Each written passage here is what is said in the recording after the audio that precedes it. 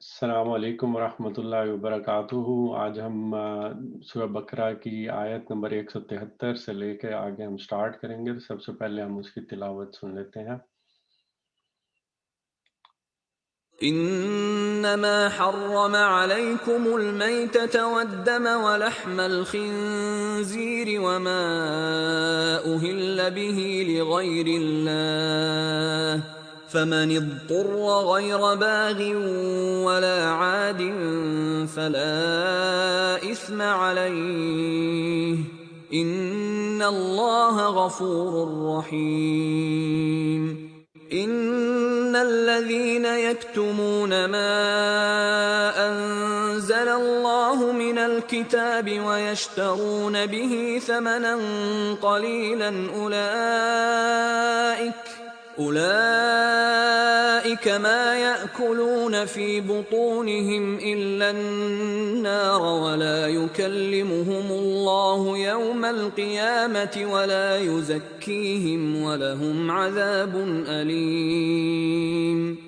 اولئك الذين اشتروا الضلاله بالهدى والعذاب بالمغفره فما أصبرهم على النار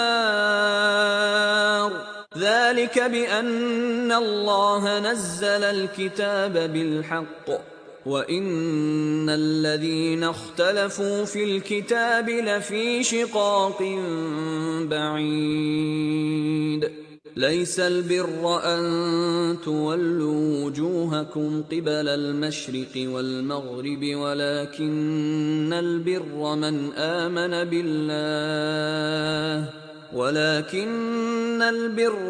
آمن بالله واليوم الآخر والملائكة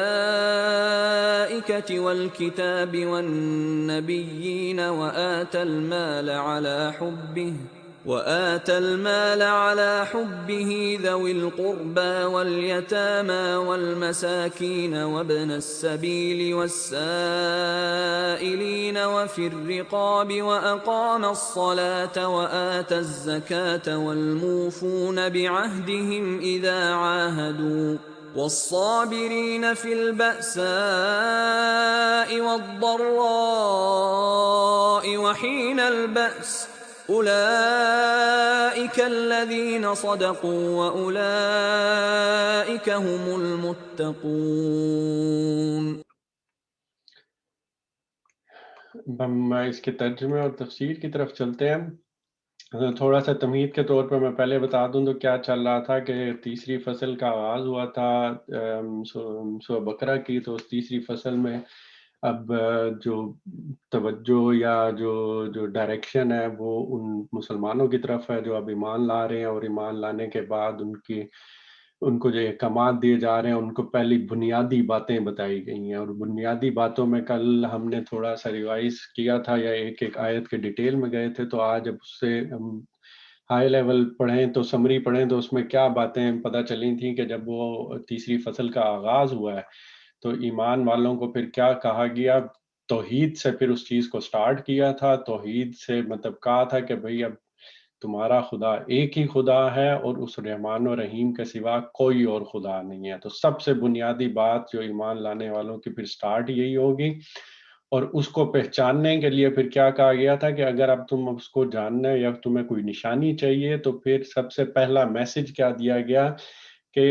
ایک تو ہم نے تمہارے دلوں کے اندر جو ایک خیر و شر کا شعور رکھا تمہاری فطرت میں، اور اللہ نے اپنے ہونے کا جو ایک احساس ہے ہمارے اندر رکھا ہوا ہے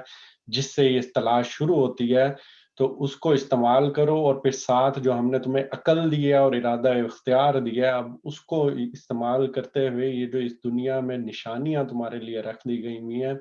تو اس پہ بہت زیادہ زور دیا گیا ہے کہ اپنی عقل استعمال کرو، اپنی عقل استعمال کرو۔ اور یہ جو نشانیاں ہیں ان کو غور کرو۔ ان نشانیوں کا بھی تھوڑا بہت ذکر کر دیا گیا جس میں یہ آیت نمبر 164 میں بتائی گئی ہیں۔ اور پھر آگے وہ کامن مسئلے مسائل بتا دیے گئے جو کہ پھر ایمان لانے کے بعد پیش آ جاتے ہیں۔ تو وہ پہلی چیز یہ کہ آپ اپنے خالق تک پہنچ گئے، آپ کو پتہ چل گیا خدا ہے، لیکن اس کے بعد جن کا ایمان کمزور ہوتا ہے تو وہ ایک اس طرح سے ہو جاتا ہے ان کے ساتھ کہ وہ چاہے الہامی مذاہب سے تعلق رکھتے ہوں یا کوئی دوسرے، کہ اپنے خالق کو تو مان لیتے ہیں، اپنے آپ کو مخلوق تسلیم بھی کر لیتے ہیں، لیکن پھر جو خدا کی جو صفات ہیں اس میں کسی کو شریک کر بیٹھتے ہیں، خدا کے ساتھ کسی کو تعلق بنا کے بیٹھ جاتے ہیں، اور اس کے دوسرے بندے کے بھی اتنے ہی گرویدہ ہو جاتے ہیں یا اس سے بھی پھر اتنی محبت کرتے ہیں جتنی کی خدا سے پہلے کی جانی چاہیے تھی۔ تو خدا کی محبت سب سے پہلے ہے، اس کے بعد باقیوں کی آتی ہے، اور اس میں پھر بتا دیا کہ جو ایمان رکھنے والے ہیں ان ایمان رکھنے والوں کے سامنے صرف پھر اللہ ہوتا ہے، اور وہ سب سے بڑھ کے اللہ کو محبوب رکھتے ہیں۔ تو یہ ایک پہلی خرابی بتائی کہ اس چیز میں نہ پڑ جانا کہ نشانیاں اور عقل استعمال کرو اور دیکھو اور پھر خدا تک پہنچو، تو پھر کس شرک سے بچنا۔ تو پہلی چیز وہ بتا دی گئی، اور اس کے بعد پھر یہ بتا دیا گیا کہ عقل پہ کیونکہ زور دیا گیا ہے تو انسان کی فطرت میں بھی چیزیں ہیں، اور عقل بھی دی گئی ہے تو خود سوچنا سمجھنا، اور یہ بہانہ اب نہ بنانا کہ مجھے پیر صاحب نے کہا تھا یا میرے پیشوا تھے یا میرے رہنما تھے انہوں نے کہا تھا، تو ان کی طرف جا کے بات کر دینا اور ان کی نسبت پہ کر دینا اور خود بری و ذمہ ہو جانا کہ بھئی ہاں مجھے تو انہوں نے کہا تھا میں نے وہ کیا ہے۔ یہ چیز ایکسیپٹ نہیں ہوگی، اور یہ چیز بھی بتا دیا گیا کہ ان پیشوا اور رہنما اگر انہوں نے غلط گائیڈ کیا ہے تو ان کے ساتھ کیا ہوگا، اور اگر تمہارے ساتھ کیا ہوگا، اور پھر جو اگر رہنما نہیں ہے، پیشوا نہیں ہے، تو جو دنیا میں ان کی پیروی کرتے تھے ان کا حال پھر یہ ہوگا کہ وہ ان کو جب حقیقت پتہ چلے گی اور پھر وہ کہیں گے کہ کاش ہمیں ایک موقع اور دے دیا جائے، لیکن اس ٹائم پھر اس حسرت اور پشیمانی سے ہاتھ ہی ملا جا سکتا ہے، آگ سے نکلنے کی کوئی راہ نہیں پائی جائے گی۔ اور پھر یہ بات کی گئی کہ یہ سارے جو چیزیں ہیں جو بدعات کریٹ کر لی گئی ہیں، جو یہود میں پھر یہ چیزیں پروڈیوس ہو گئی تھیں کہ انہوں نے دین میں ایڈیشنز کر لی تھیں، اور اللہ کا نام لے کے وہ چیزیں بتا دی گئی تھیں جن کے متعلق علم نہیں ہے، تو اس کو بتا دیا گیا کہ یہ اس سے بچنا ہے، اور یہ شیطان کا کام ہے کہ اللہ کے نام سے اگر کوئی اچھی بات بھی بتا رہے ہو دوسروں کو، اللہ کا نام لے کے بتا رہے ہو تب بھی صحیح نہیں ہے، کہ اس پہ پوری تحقیق کرنی چاہیے کہ اللہ کے نام پہ وہ باتیں کہو جس کے متعلق تمہیں علم نہیں ہے۔ تو یہ دوسری بنیادی بات کی، اور لاسٹلی پھر یہ چیز بھی بتا دی گئی کہ یہ چیز بھی قابل قبول نہیں ہوگی کہ ایک تو پیشوا اور رہنما والی بات تھی کہ اگر باپ دادا بھی نسل در نسل کوئی غلط کام کرتے ہوئے چلے ہوئے آ رہے ہیں تو یہ بھی ایکسیپٹ نہیں کیا جائے گا کہ اگر ان سے کہا جائے کہ بھئی تم کیوں کرتے ہو، تو وہ کہیں کہ ہم باپ دادا ہمارے ایسے کرتے تھے تو ہم بھی اسی لیے ایسے کر رہے ہیں۔ تو یہ چیز بھی نہیں، اور اس پہ خدا کی طرف سے بڑے پیارے انداز میں سوالیہ انداز میں پوچھ لیا گیا، جس کو ریٹوریکل کوشچن کہتے ہیں، کہ اس کا جواب اس کے سوال میں ہی واضح ہوتا ہے۔ اور وہ ریٹوریکل کوشچن کیا کیا گیا ہے کہ اگر ان کے باپ دادا نے عقل سے کچھ بھی کام نہ لیا ہو اور راہ راست نہ پائی ہو تو کیا پھر بھی یہ انہی کی پیروی کیے چلے جائیں گے؟ تو اس کا جواب ہم ساروں کو معلوم ہے۔ تو اور یہ بہت زیادہ مشکل چیز آ جاتی ہے انسان کے اس میں بھی کہ ادب و احترام بالکل اپنی جگہ ہے، والدین کے احترام کے اوپر، والدین کے حقوق کے اوپر قرآن نے بہت زیادہ زور دیا ہوا ہے، تو اس میں کوئی بدتمیزی اختلاف رائے ہو سکتا ہے لیکن بہت پیارے انداز میں بہت تمیز سے احترام کو ملوز خاطر رکھتے ہوئے، لیکن یہ چیز کہی جا سکتی ہے کہ یہ میری بات عقل میں نہیں آ رہی، میں اس سے اختلاف رائے رکھتا ہوں یا میں اس پہ غور کروں گا۔ تو والدین کے لیے بھی اگر میں اپنی آپ کو رکھوں تو میرے لیے دونوں چیزیں بنتی ہیں کہ اگر میری اولاد میرے پاس آتی ہے اور وہ میرے سے کوئی بات ایسے کرتی ہے کہ بھئی مجھے یہ چیز سمجھ نہیں آ رہی، میری عقل میں یہ بات نہیں آ رہی، تو میرا یہ فرض بنتا ہے کہ میں اس کو فورس نہیں کروں گا، میں اس کو سمجھانے کی کوشش کروں گا، اور میں اپنے آپ کو بھی ویریفائی کرنے کی کوشش کروں گا کیا مجھے ٹھیک پتہ ہے کہ نہیں۔ اور دوسری سائڈ پہ اگر میں والدین کو بھی دیکھتا ہوں تو مجھے اس میں بھی یہ چیز پتہ چل گئی کہ میں بھی اب وہ جو چیزیں سنوں گا، جو پڑھوں گا، اب شعور کی عمر کو پہنچ گیا ہوں، اللہ نے مجھے عقل دی ہے، اللہ تعالیٰ نے مجھے پڑھنے لکھنے کی صلاحیت دی ہے، تو یہ اب اس کا امتحان بھی شروع ہو رہا ہے۔ تو اگر کوئی ایسی بات آ جاتی ہے تو میں احترام کو ملوز خاطر رکھتے ہوئے میں وہ چیز دیکھوں گا، سمجھوں گا، پڑھوں گا، پرکھوں گا، اپنی بات کمیونیکیٹ کروں گا، اور پھر اس کو لے کے آگے چلوں گا۔ اور یہ تین بنیادی باتیں کل ہم نے پڑھی تھیں اور کہ بتا دیا گیا عقل سے کام لینا ہے، خدا نے جو نشانیاں دی ہیں ان کو دیکھنا ہے، توحید میں شرک کو بالکل قابل قبول نہیں ہے، جو پیشوا اور رہنما اور پیر اور یہ ان ساروں کی باتیں بھی عقل کی کسوٹی سے گزار کے تسلیم کی جائیں گی، اور یہی چیز جو باپ دادا اگر کلچر معاشرے میں کوئی چیز آ گئی ہوئی ہے تو اس کو بھی عقل کی کسوٹی سے نکال کے پھر پرکھا جائے گا اور پھر لے کے جایا جائے گا، کیونکہ خدا کے سامنے جا کے یہ جواب نہیں دیا جا سکتا کہ مجھے اس نے کہا تھا، اور پھر سوال یہی ہوگا کیا تمہیں میں نے عقل نہیں دی تھی، کیا تمہاری فطرت میں نے چیزیں نہیں دی تھیں؟ اور ایک اور چیز میں یہاں پہ بہت اچھی طرح واضح کر دوں کہ اگر سنسیریٹی کے ساتھ اگر میں حق سچ کی تلاش میں نکلتا ہوں، میری عقل اتنی نہیں بھی ہے، اور اگر میں تھوڑے بہت آگے پیچھے غلط نتائج پہ بھی پہنچ جاتا ہوں تو بھی وہ قابل قبول ہے اللہ کی نظر میں، کیونکہ قرآن میں آگے جا کے یہ بات بیان کی جاتی ہے کہ مسلمانوں کے ساتھ یہ ہوا تھا یہودیوں کے ٹائم پہ کہ رات کے ٹائم پہ روزوں کی حالت میں ماہ رمضان میں جب اس طرح کا انہوں نے ایک چیز پیدا کر لی ہوئی تھی دین میں کہ بھئی رات کو میاں بیوی اکٹھے نہیں ہو سکتے، تو وہ اس چیز کو آگے لے کے مسلمانوں نے بھی اس کو ٹھیک سمجھ لیا کہ بھی یہ واقعی اللہ کی طرف سے ہے، لیکن ان سے خلاف ورزی ہو گئی تو اس پہ قرآن پاک میں اللہ تعالیٰ نے یہ پوچھا ہے کہ اگر تم نے یہ چیز مان لی تھی کہ یہ اللہ کی طرف سے ہے تو پھر تم نے خلاف ورزی کیوں کی تھی؟ یعنی اس چیز پہ پھر کہا ہے کہ وہ تو پھر اللہ کی بات تمہارے ذہن میں تو یہ تھا نا کہ یہ اللہ کی بات ہے، تو پھر تم نے اپنے ضمیر سے خیانت کی تھی، تو اللہ کے سامنے یہ چیز نہیں تھی کہ تم نے غلط بات کو صحیح مان لیا تھا، اللہ نے یہ مانا تھا کہ تم نے کوشش کی، تم نے سوچا، تم اس نتیجے پہ پہنچے، پھر اس کے بعد یہ کام ہوا، تو اللہ تعالیٰ نے اس چیز کا پوچھا تھا، تو یہ چیز میں یہاں پہ واضح کر دوں۔ اور پھر یہ بات کہ بھئی اب جب ساری باتیں پتہ چل گئی ہیں اور سارا کچھ سامنے آ گیا ہوا ہے اور پھر بھی جب بات ماننے سے انکار کر دیا ہے تو پھر وہ منکرین والا رویہ ہے، اور منکرین والے رویے میں ہم نے سورہ بقرہ کے شروع میں بھی پڑھا تھا کہ اللہ تعالیٰ پھر مہر لگا دیتے ہیں۔ پھر کیا بات کی جاتی ہے؟ یہ بہرے ہیں، گونگے ہیں، اندھے ہیں، یہ اپنی آنکھوں کے سامنے دیکھ رہے ہیں کہ چیز صحیح چیز کیا ہے، یہ سن رہے ہیں کہ اللہ کی ہدایت کیا ہے، ان کو پتہ ہے سچ بات کیا ہے لیکن منہ سے نہیں نکال رہے، تو ان کی حیثیت پھر ان بھیڑوں کی طرح کی ہے، جب ان کو بلایا جاتا ہے چرواہا ان کو پکارتا ہے تو ان کو سمجھ اور کچھ نہیں آتی، اور وہ بہرے ہیں، گونگے، اندھے ہیں۔ اب یہاں سے پھر آگے بات سٹارٹ ہوتی ہے کہ اب جو ایمان لائے ہو تمہارا کیا رویہ ہونا چاہیے، اور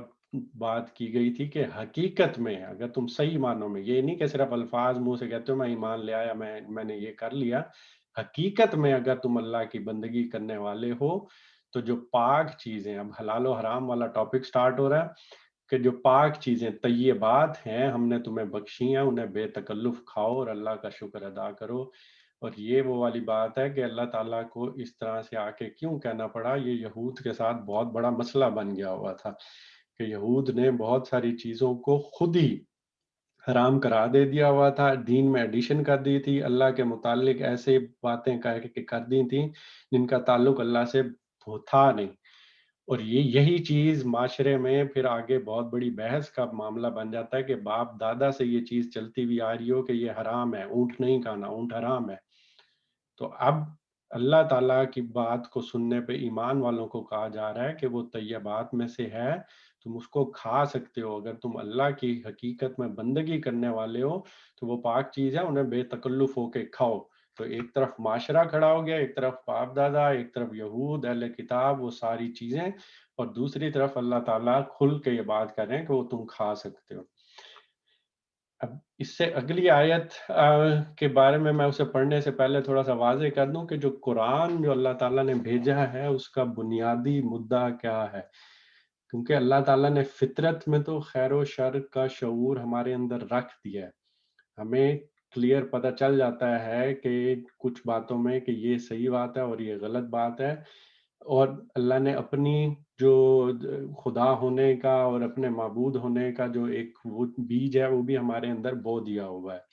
لیکن بعض اوقات ایسے چیزیں آ جاتی ہیں جس پہ عقل بھی دھوکہ کھا جاتی ہے، جس پہ ہم ڈیسائیڈ کرنا تھوڑا مشکل ہو جاتا ہے، تو قرآن میں اللہ تعالیٰ نے صرف انہی چیزوں کو ہی بیان کیا ہے، موسٹلی جب آپ پڑھیں گے تو یہی وہ باتیں ہیں جہاں پہ انسانی عقل اور فطرت بھی جس کے لیے ڈیسائیڈ کرنا مشکل ہو جاتا ہے تو وہ چیزیں بنیاد دی جاتی ہیں. تو اکثر جن لوگوں کو یہ بات کا علم نہیں ہوتا تو وہ قرآن پہ اعتراض کرتے ہیں کہ قرآن نے کھول کے ہر چیز کیوں نہیں بیان کی, کیونکہ وہ باقی چیزیں اللہ تعالیٰ نے بتا دی ہوئی ہیں فطرت کے تھرو ہی ہمارے اندر. اب جب حرام اور حلال چیز کا پتہ چل رہا ہے تو اللہ تعالیٰ کو یہ بتانے کی ضرورت نہیں ہے کہ شیر نہیں کھانا, چیتا نہیں کھانا, سانپ نہیں کھانا, یہ نہیں کھانا, کیونکہ وہ بنیادی اصول پتہ چل گیا ہوا ہے کہ طیبات جو پاک چیزیں ہیں وہ کھانے والی ہیں, جو خبائث ہیں وہ کھانے والی نہیں ہے. اب یہاں پہ 4 چیزوں میں سوال پیدا ہوتا تھا کہ یہ جو بھیڑ بکریاں اور یہ والی چیزیں ہیں یہ ویسے تو طیبات میں سے ہیں کہ ان کو کھایا جا سکتا ہے, اور مطلب یہ ہربیوورز میں ہیں اور یہ درندے نہیں ہیں تو ان کو کھانے میں کوئی ممانعت نہیں ہونی چاہیے. لیکن 2-3 سوال پیدا ہو گئے. سوال یہ پیدا ہو گئے کہ اگر وہ ہے تو طیبات میں, لیکن اگر وہ مر جاتا ہے تو وہ اس کا گوشت ویسے تو حلال ہے, تو ایک ذہن میں سوال پیدا ہوتا ہے کہ بھئی اگر میں نے ذبح نہیں کیا, وہ خود ہی مر گیا, اپنی موت کوئی کسی وجہ سے آ گئی, ایکسیڈنٹ ہو گیا یا اپنی طبعی موت مر گیا, تو کیا اس کو بھی کھا سکتے ہیں؟ یہ سوال تھا جو ذہنوں میں پیدا ہوتا ہے. یا دوسرا یہ کہ اگر ہم اسی حلال جانور کو ذبح کر رہے ہیں, اس کو ذبح کر رہے ہیں تو اس کے اندر سے خون نکل رہا ہے. اب ہے تو وہ طیبات میں سے, وہ ہے تو حلال جانور, لیکن اس میں سے خون نکل رہا ہے, تو کیا خون بھی اس میں شامل ہے؟ تو یہ بھی ایک سوال پیدا ہو گیا. پھر یہ ایک پیدا ہو گیا کہ بھئی چلو ایک طرف تو شیر چیتے کھڑے ہوئے ہیں جن کا ہمیں نہیں پتا, دوسری طرف بھیڑ بکریاں کھڑی ہوئی ہیں, یا گائے ہے یا اونٹ ہے, یا یہ جن کے بارے میں ہم کہہ سکتے ہیں بھئی کھا سکتے ہیں. لیکن بیچ میں ایک آ جاتا ہے خنزیر, کہ جو ویسے تو اگر ٹائپ دیکھی جائے تو وہ اسی بھیڑ بکریوں کے اس میں آتا ہے, لیکن وہ گوشت بھی کھاتا ہے. تو سوال پیدا ہو گیا کہ کیا اس کا کیا کیا جائے. اور لاسٹلی پھر یہ ایک چیز کی گئی کہ کوئی ایسا جانور جس پہ اللہ کا نام نہیں لیا گیا. اور یہ بھی ایک بہت بڑی بنیادی بات ہے کہ بھئی طیبات میں سے ہے تو بھیڑ بکری کو ہم کھا تو سکتے ہیں, لیکن ذبح کرتے ہوئے اس پہ اللہ کا نام نہیں لیا گیا, تو اس کا کیا ہوگا؟ اور یہ وہ 4 چیزیں تھیں جس پہ انسانی عقل یا فطرت دھوکہ کھا سکتی تھی. تو اس آیت میں اللہ تعالیٰ نے بہت پیارے انداز میں اس کو بھی سارا کلیئر کر دیا کہ اللہ کی طرف سے اگر کوئی پابندی تم پر ہے تو وہ یہ ہے کہ مردار نہ کھاؤ, خون سے اور خنزیر یا سور کے گوشت سے پرہیز کرو, اور کوئی چیز نہ کھاؤ جس پر اللہ کے سوا کسی اور کا نام لیا گیا ہو. ہاں, جو شخص مجبوری کی حالت میں ہو اور وہ ان میں سے کوئی چیز کھا لے بغیر اس کے کہ وہ قانون شکنی کا ارادہ رکھتا ہو یا ضرورت کی حد سے تجاوز کرے, تو اس پر کچھ گناہ نہیں, اللہ بخشنے والا اور رحم کرنے والا. وہ 4 چیزیں بیان کر دیں اور ساتھ یہ کہہ دیا کہ اب بندہ کوئی مجبور ہو جاتا ہے, مرنے والی حالت ہو جاتی ہے, کھانا نہیں ہے یا کچھ ایسی چیز ہو گئی, تو 2 شرائط بیان کر دیں کہ اس کا ارادہ پہلے سے یہ نہ ہو تو وہ ناگواری والی جو حالت ہوتی ہے تو وہ برقرار رہنی چاہیے, ایون اگر میں کھا بھی رہا ہوں. یہ نہیں ہونا چاہیے کہ بھئی بچپن سے ہی کتے کا گوشت کھانے کا شوق تھا تو اب مجبوری ہو گئی اور اب فائنلی اب میں کھا سکتا ہوں. تو یہ والی حالت نہیں, بلکہ کراہت کا, ناگواری کا, یہ چیز اس کو پھر بھی ملحوظ خاطر رکھنا ہے. اور پھر یہ کہ اس کو ضرورت سے زیادہ تجاوز بھی نہیں کرنا, بس صرف اتنا کھانا ہے جتنا کھا کے بندہ سروائیو کر سکتا ہو, یا اس کو ایسے کہہ لیں کہ جتنی ضرورت ہو, اس سے زیادہ پھر تجاوز بھی نہیں کرنا. اگر تو یہ 2 چیزیں ہیں تو پھر اللہ معاف کرنے والا ہے, اللہ گناہ نہیں دے گا, اللہ بخشنے والا, رحم کرنے والا ہے. اللہ ہماری جانوں کو مصیبتوں میں ڈالنے کے لیے یا اس طرح سے عام حالات میں کرنے والا نہیں ہے. اور پھر حق یہ ہے جو لوگ ان احکام کو چھپاتے ہیں جو اللہ نے اپنی کتاب میں نازل کیے ہیں, اور تھوڑے سے دنیاوی فائدوں پر انہیں بھینٹ چڑھاتے ہیں, وہ دراصل اپنے پیٹ آگ سے بھر رہے ہیں. قیامت کے روز اللہ ہرگز ان سے بات نہ کرے گا, نہ انہیں پاکیزہ ٹھہرائے گا, اور ان کے لیے دردناک سزا ہے. پہلی بات تو کلیئر ہے, میں اس پہ فوکس نہیں کرتا کہ جو اب اللہ کے احکام کو چھپا رہے ہیں, کوئی دنیاوی مفاد سامنے آ گیا, فائدہ آ گیا, اب اللہ کا احکام ہے, شریعت کا احکام ہے اور دنیا میں نظر آ رہا ہے مسئلے مسائل, تو لیکن وہ دنیاوی فائدے کے لیے چھپا لیے, رد و بدل کر دیا قرآن کی کتاب میں, تو اس پہ سزا بہت زیادہ ہے. اور سزا کیا ہے؟ کہ پہلی بات کی کہ پیٹ آگ سے بھر رہے ہیں، دوسری قیامت کے دن اللہ ہرگز ان سے بات نہ کرے گا، اور یہ ایک انتہائی اہم چیز ہے ان لوگوں کے لیے جو اللہ کو پھر محبوب رکھتے ہیں، کہ ساری زندگی ہم بن دیکھے اللہ کو مانتے ہیں، ہم ساری زندگی بن دیکھے اس کی باتوں پہ اس کی عبادت میں گزارتے ہیں، ہم بن دیکھے اس کے کہنے پہ اپنے سارے جو حقوق العباد ہیں، رشتہ داروں کے، والدین کے، وہ کرتے ہیں۔ تو ایک سب سے بڑا شرف انسان کے لیے یہی ہے کہ جب فائنلی پوری زندگی آپ نے اس طرح سے گزاری، اپنی خواہشات پہ قابو پایا،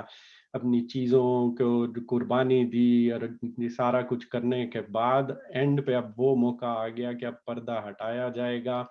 اب فائنلی اپنی ساری زندگی جو آپ نے محنت کی ہے اور اللہ سے محبت رکھی ہے، تو وہ موقع آئے گا کہ آپ کا خالق، آپ کا پروردگار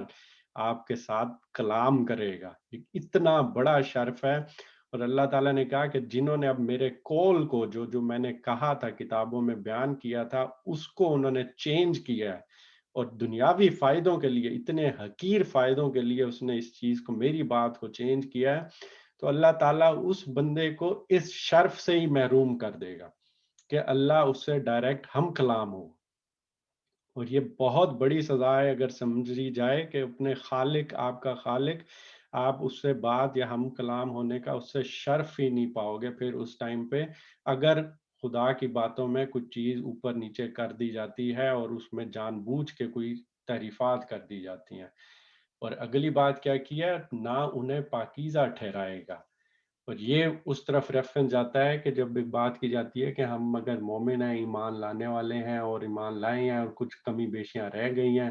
اب جنت میں تو صرف وہ لوگ پہ جائیں گے جو پاکیزہ ہوں گے، تو ان لوگوں کے لیے جن میں کوئی کمی بیشی رہ گئی ہے تو ان کو ایک دفعہ پھر دوزخ سے گزارا جائے گا، ان کو پاک صاف کیا جائے گا۔ کل بھی ہم نے حدیث پڑھی تھی کہ کسی میں رائی برابر بھی ایمان تھا تو پھر اس کو دوزخ سے نکال لیا جائے گا کہ اب وہ پاکیزہ ہو چکا ہے، اس کو سزا مل چکی ہے، اور پاکیزہ کر کے پھر اب اسے جنت میں ڈالا جا سکتا ہے۔ تو ان کے لیے تو یہ بات بھی کر دی گئی کہ پھر اب ان کو پاکیزہ بھی نہیں ٹھہرایا جائے گا، یعنی کہ یہ اتنا بڑا گناہ ہے، اتنی بڑی وہ ایسی سزا اس کی ملے گی کہ پھر ان کو پاکیزہ دوزخ کی آگ بھی پھر نہیں کر سکے گی، اور وہ پاکیزہ ٹھہر کے پھر جنت میں نہیں آ سکیں گے، اور ان کے لیے پھر دردناک عذاب ہے۔ یہ وہ لوگ ہیں جنہوں نے ہدایت کے بدلے ضلالت خریدی اور مغفرت کے بدلے عذاب مول لے لیا۔ کیسا عجیب ہے ان کا حوصلہ کہ جہنم کا عذاب برداشت کرنے کے لیے تیار ہے۔ اللہ کی پناہ مانگنی چاہیے کہ اللہ ہمیں سیدھا راستہ دکھائے، کہ بات کر دی گئی کھول کے کہ اب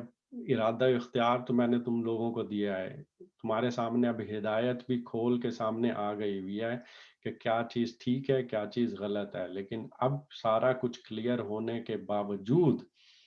ہدایت کے بدلے ضلالت خریدتے ہیں اور مغفرت کے بدلے عذاب مول لے لیا۔ تو اللہ تعالیٰ پھر تعجب سے کہہ رہے ہیں کہ کیسا عجیب ہے یہ حوصلہ، کہ تم پتہ ہے کہ اس سودے کے تحت اینڈ پہ جہنم کا عذاب برداشت کرنا پڑے گا، تو کہا یہی جا رہا ہے کہ پھر تم نے اگر یہ سودا کر لیا ہے کہ ہدایت تمہارے سامنے قبول نہیں کی، ضلالت خرید لیا ہے، مغفرت کی جگہ عذاب مول لے لیا ہے، تو پھر جہنم کا عذاب برداشت کر لینے کا حوصلہ کر رہے ہو تم، اور کیسا عجیب ہے یہ حوصلہ۔ یہ سب کچھ اس وجہ سے ہوا کہ اللہ نے تو ٹھیک ٹھیک حق کے مطابق کتاب نازل کی تھی، مگر جن لوگوں نے کتاب میں اختلاف نکالے وہ اپنے جھگڑوں میں حق سے بہت دور نکل گئے۔ بار بار یہی والی بات بیان کی جاتی ہے کہ جو اللہ کی کتاب ہے، اگر کوئی سمجھنے والا ہے، سیدھا راستہ اختیار کرنے والا ہے، سچ کی تلاش میں ہے، تو اللہ نے کتاب تو ٹھیک ٹھیک حق کے مطابق نازل کر دی ہے، مگر جو لوگ اس کتاب میں سے پھر اختلاف نکالتے ہیں، اس میں تحریفات کرتے ہیں اور اس کو چینج کر کے باتیں توڑ مڑوڑ کے بیان کرتے ہیں، تو وہ پھر اپنے جھگڑوں میں بہت دور نکل گئے ہیں۔ جو اب لاسٹ آیت ہم پڑھ رہے ہیں یہ تقریباً سمری ہے جو کہ ہم نے خطبۃ الوداع میں بھی، حجت الوداع میں بھی ابھی سنا ہے، اور یہ اللہ تعالیٰ کی طرف سے قرآن میں بھی ہے، اور یہ وہ آیات ہیں کہ 177 کو میں کہوں گا کہ اگر 3 آیات ملانی ہے اور دوبارہ یاد کر لیں اس کو اور نمازوں کا حصہ بنائیں کہ 175، 176 اور 177 جو سورہ بقرہ کی آیت ہے، اور یہ آیت دیکھیں، یہ سمری کر دی ہے اللہ تعالیٰ نے اس کے اندر. کیا بات کی جا رہی ہے؟ نیکی یہ نہیں ہے کہ تم نے اپنے چہرے مشرق کی طرف کر لیے یا مغرب کی طرف کر لیے، بلکہ نیکی یہ ہے کہ آدمی اللہ کو اور یوم آخرت کو، یوم آخر اور ملائکہ کو اور اللہ کی نازل کی ہوئی کتاب اور اس کے پیغمبروں کو دل سے مانے. دل سے ماننے کی یہاں شرط بیان کی جا رہی ہے کہ تم نے صرف الفاظ نہیں کہنے منہ سے، تم نے دل سے ماننا ہے. اور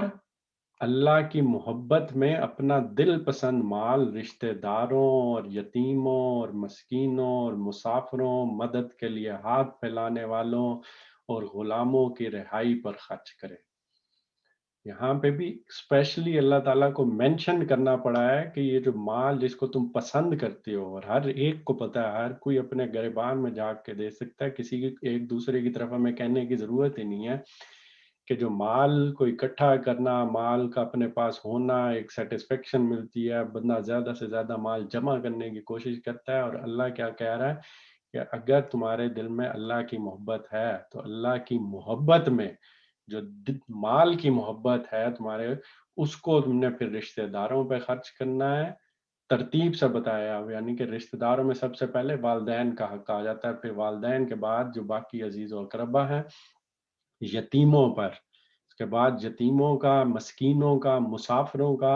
مدد کے لیے ہاتھ پھیلانے والوں اور غلاموں کی رہائی پر. اور آج کل کہا جاتا ہے کہ غلاموں کی رہائی پر سے کہہ سکتے ہیں کہ جن کو قرض میں جکڑے ہوئے لوگ ہیں تو ان کی اگر گردنیں چھڑائی جائیں یا کچھ کیا جائے تو وہ بھی اسی سلسلے میں یا اسی اس میں آ جاتا ہے. تو یہاں پہ یہ مال اور خدا کی محبت کے بعد پھر حقوق اللہ میں کیا چیز بات شروع کی، اور وہ ہمیشہ ایسے سے ہی آتا ہے، نماز قائم کرے اور زکوٰۃ دے. اور یعنی کہ حقوق اللہ میں سب سے پہلی بات یہی ہوتی ہے، اور وہ نماز وہ چیز ہے جو کہ ہم کنٹینیوس پڑھتے ہیں تو ہماری برابر کی پھر صفائی ہوتی رہتی ہے. ہمارے اندر جو برائیاں یا جو شیطان وسوسے ڈالتا ہے، تو اگر ہم نماز اس طریقے سے پڑھ رہے ہیں جس طرح سے پڑھنے کا حق ہے، تو ہماری جو روز کی تربیت اور روز کی جو ہدایت ہے وہ اسی نماز کی وجہ سے ہوتی ہے. اور زکوٰۃ ابھی ہم نے بات کی ہے کہ اپنا مال جس کو ہم پسند کرتے ہیں تو ہم جب آگے لوگوں کو دیتے ہیں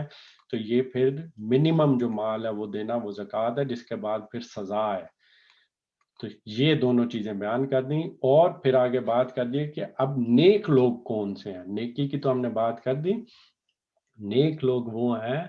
جب عہد کریں تو اسے وفا کریں.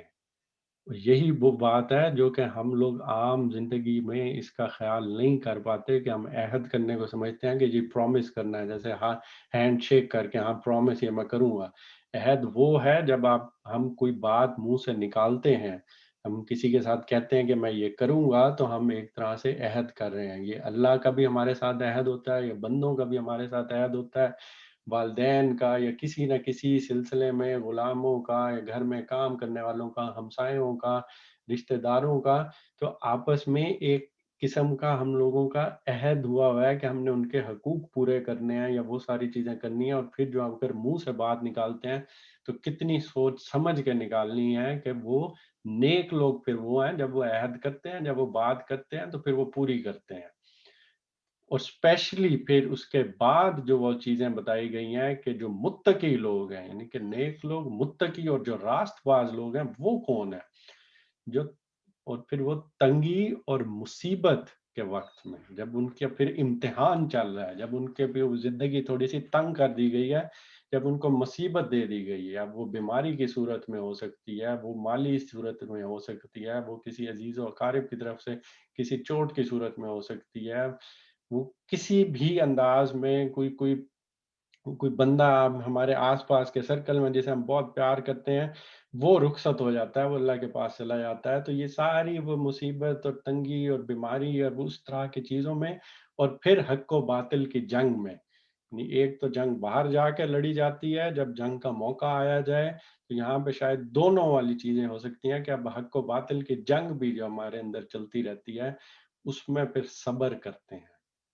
اور یہ وہ چیز ہے جو عہد پھر وفا کیا، اور پھر جب امتحان آیا ہمارے اوپر اس پہ صبر کیا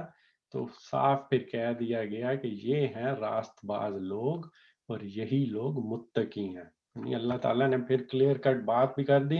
اور پیچھے سارے جو مسئلے مسائل چل رہے ہیں ساری چیزوں کو کہہ کے بس کا بات ختم کرو۔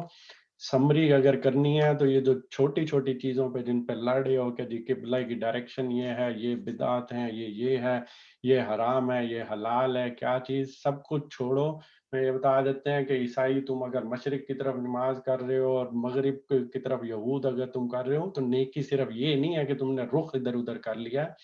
نیکی کیا ہے؟ سب سے پہلی چیز ایمان، دوسرا خدا کی محبت، پھر اپنا مال ان سارے لوگوں کے اوپر خرچ کرنا، پھر نماز قائم کرنا، زکوٰۃ دینا۔ تو یہ ایک نارمل ایک سٹرکچر دے دیا۔ اب اس کے اندر جو متقی اور جو آگے اگلے درجے میں چلے جائیں گے خاص طور پہ راست باز، کہ جب ان کے اوپر پھر پریشانی یا تنگی یا مصیبت یا حق و باطل کی جنگ ہوتی ہے جو کہ باہر بھی ہو سکتی ہے اور ہمارے اندر بھی ہو سکتی ہے، اس میں پھر جب صبر کیا جائے گا تو پھر یہ وہ اصل نیکی ہے، یہ وہ اصل اللہ سے ڈرنے والے لوگ ہیں، یہ وہ راست باز لوگ ہیں۔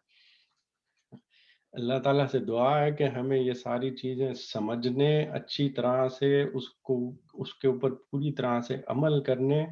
اور استقامت کے ساتھ پھر نماز کو قائم کرنے اور اللہ کی ہدایت کو آخری دم تک عمل پیرا ہونے کی ہمیں توفیق عطا فرمائے۔ یہاں پہ ہم اپنے سیشن کا اختتام کرتے ہیں۔